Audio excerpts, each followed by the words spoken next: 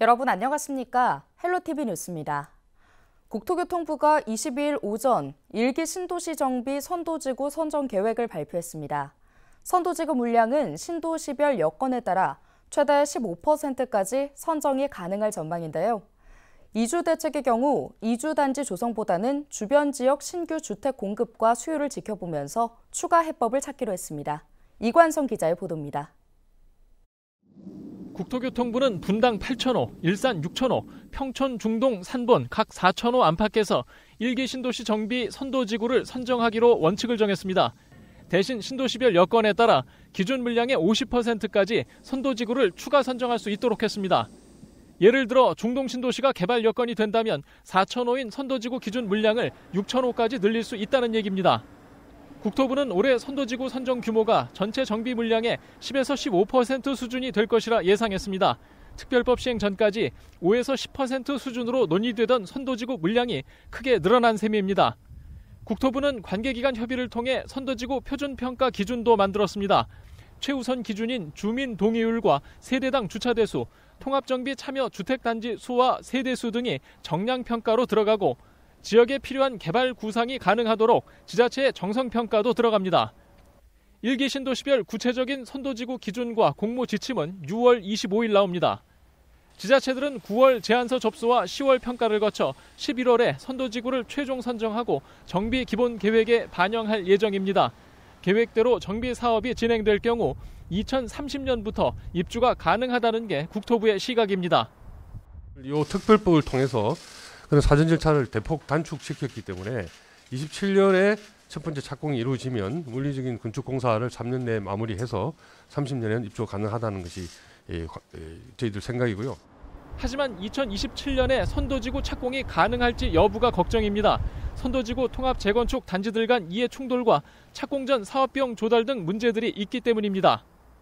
개별 조합원들의 자금 여력, 즉 추가 분담금을 얼마나 감당할 수 있느냐가 정비사업 추진의 관건이 되고 있습니다. 그 때문에 추후 선도지구가 지정되더라도 실제 사업에 소요되는 기간은 계획보다 더 길어질 가능성이 있습니다. 국토부는 1기 신도시 정비 선도지구 선정 기준과 함께 이주 대책 방향도 공개했습니다. 이주 단지 조성보다는 해당 지역 주변 주택 공급 상황을 지켜보며 이주를 유도하고 부족할 경우 해법을 마련하겠다는 입장입니다. 그 해당 지역 내에 충분한 그 신규 공급이 이루어지고 있다면 그쪽으로 가도록 유도를 좀 해드리고요. 만약에 그렇게 덜 받는데 충분하지 않다 그러면 제가 아까 발표도 말씀드렸지만 필요한 소규모 신규 개발 같은 것을 사전에 준비를 해서 부천시는 대장신도시와 계양신도시 임대주택 일부를 1기 신도시 이주민들이 활용할 수 있도록 정부에 건의한 상황입니다. 부천 원도심 신규주택 공급만으로는 감당하기 어렵기 때문입니다. 국토부는 내년 이후에도 해마다 정비 물량을 추가 선정할 계획입니다. 전세 시장 불안이 없도록 주택 공급과 수요 상황을 지켜보며 물량을 조정하고 이주 시기를 분산시킬 계획입니다. 헬로티비 뉴스 이관성입니다. 인천 검단시민연합이 22일 인천시청에서 기자회견을 열고 서울 지하철 5호선 연장 인천시안을 절대 사수하겠다고 밝혔습니다. 검단시민연합 외 4개 단체는 이날 성명서를 통해 대광이 조정안은 김포에 절대적으로 유리한 편파적인 노선안이며 인천을 철저히 무시한 조정안이라고 지적했습니다. 또 대광이가 원당지구 수요를 분산시켜 원당 사거리역을 없애버린 것으로 의심된다며 조정안에 포함된 각 역사별 이용 수요에 대해 세부 내용을 공개하지 않을 경우 감사원 감사를 요구할 것이라고 밝혔습니다. 이날 기자회견에 참석한 검단신도시 자이안단테 입주 예정자 협의회는 대광이 조정안대로 공사가 진행될 경우 아파트 지하로 5호선이 지나가게 된다고 반발하며 대광이 중재안에 반대 입장을 밝혔습니다. 졸속으로 만들어진 대광이의 서울 5호선 연장 조정안은 인천시안으로 확정되어야 한다. 우리 검단 주민은 이러한 요구가 반영될 때까지 강력히 투쟁할 것이다.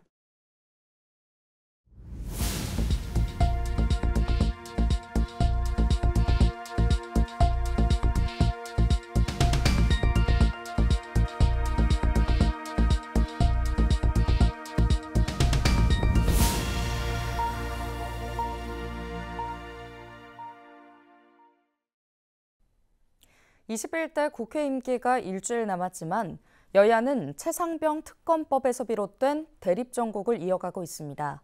막판까지 극심한 대치전이 예상되는 가운데 쟁점에서 멀어진 지역 법안들은 자동 폐기를 앞두고 있습니다.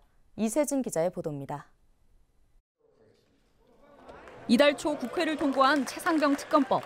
야당 단독으로 처리된 이 법안은 윤석열 대통령의 제2요구권, 즉 거부권 행사에 따라 19일 만에 국회로 되돌아왔습니다. 특검법을 놓고 갈라선 여야는 한층 더 멀어졌습니다. 민주당은 당장 다음 주 본회의를 열어 최상병 특검법을 재의결하겠다는 입장이지만 국민의 이름으로 반드시 최병 특검법을 통과시키고 국민의힘은 거부권을 지지하며 팽팽하게 맞서고 있습니다. 여야 합의 없는 특검은 역대 어느 정부에서도 거부당했습니다. 여야 갈등이 극으로 향하는 사이 21대 국회 남은 임기는 이제 일주일 남짓. 반면 처리하지 못한 법안은 16,000건에 달합니다. 이대로 21대 국회가 문을 닫게 되면 상임위에 발이 묶인 법안들은 자동 폐기 수순을 밟습니다. 여기엔 민생은 물론 지역 현안을 담은 법안들도 포함돼 있습니다. 수도권에선 주민 관심사인 메가시티 관련법이나 경기북부 특자도 설치 특별법이, 강원에선 지역민 먹거리와 관련된 군급식 기본법과 폐광지역 특별법이 대표적입니다. 충남에서 밀어붙이던 석탄화력 폐지지역 특별법이나 주민 삶과 닿아 있는 전북 공공의대법, 전남 농안법 개정안도 마찬가지입니다. 고준위 특별법, 남해안권 관광진흥 특별법이나 산업은행 부산 이전 법안 같은 경상 부산권 현안 법안들도 골든타임을 놓치게 됩니다. 여야가 막판까지 대치전에 골몰할 경우 21대 국회 법안 처리율은 30%대에 머물게 됩니다. 폐기된 법안은 22대 국회에서 원점으로 돌아가 재발의해야 합니다. 헬로티비 뉴스 이세진입니다. 김진표 국회의장이 여야 합의가 되지 않더라도 다음 주 본회의를 열고 최상병 특검법에 대한 재표결에 나서겠다는 입장을 밝혔습니다. 김 의장은 22일 퇴임 기자간담회에서 21대 국회가 끝나기 전에 가능하면 여야가 합의해서 일정을 마련하고 본회의를 소집해야 하지만 합의가 안 되더라도 28일에는 본회의를 열겠다고 설명했습니다. 그러면서 최상병 특검법은 합의되면 합의한 대로, 합의가 되지 않으면 제2요구권이 행사된 법안에 대해 표결을 통해 최종 마무리할 수밖에 없다고 덧붙였습니다.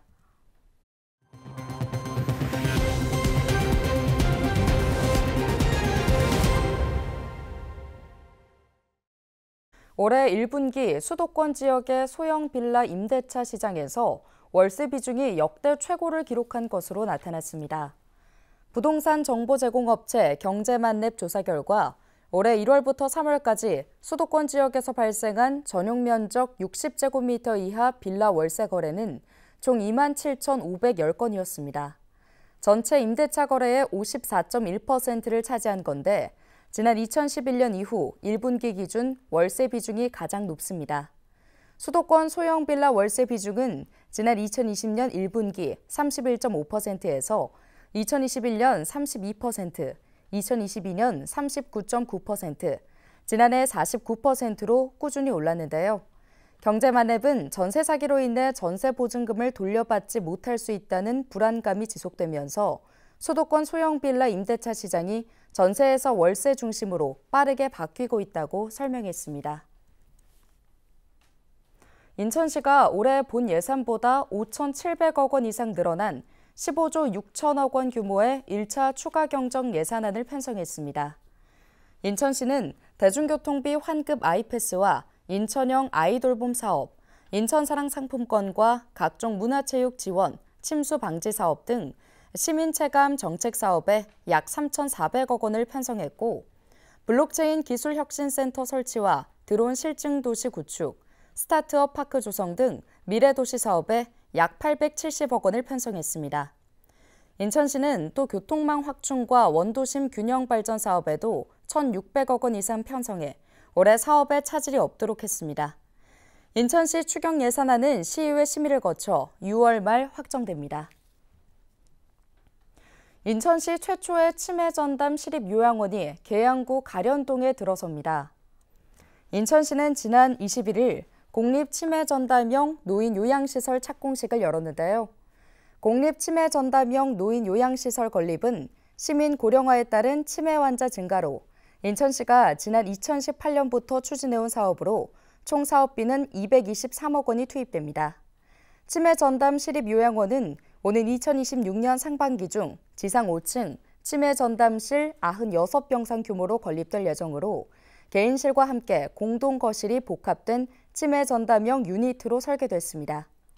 인천시는 요양원이 건립되면 현재 각 군구에서 운영 중인 치매 안심센터와 주간 보호센터, 인천 제1, 2 시립 노인 치매 요양병원과 함께 공공 기반 시설 구축을 통한 통합적인 치매 돌봄 서비스가 가능해질 것으로 기대하고 있습니다. 경기도가 통합 ERP 시스템을 구축한다고 밝혔습니다. ERP는 기업 내 재무, 회계, 인사 등 경영 활동을 통합적으로 관리하는 기업의 자원관리 시스템인데요.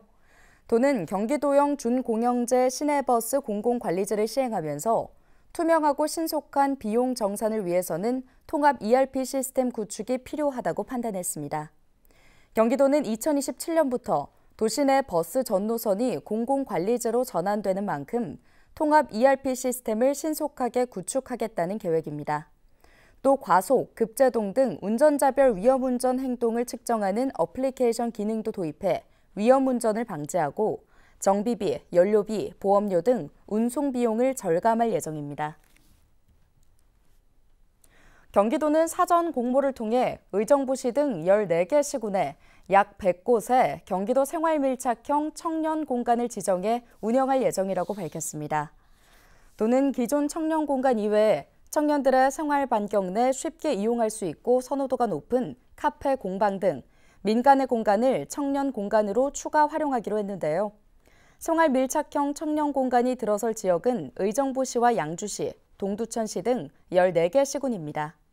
현재 운영 중인 청년 공간은 스터디룸, 창작 휴식, 취창업, 동아리 등의 프로그램을 운영하며 지난해 약 43만 명이 이용했습니다.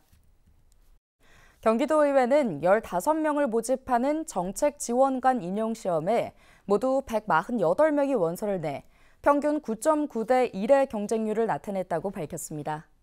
9개 전문위원실별로 자격 기준을 달리해 1명에서 3명씩 뽑는데 문화체육관광위원회에 29명이 지원하면서 14.5대 1의 가장 높은 경쟁률을 기록했는데요.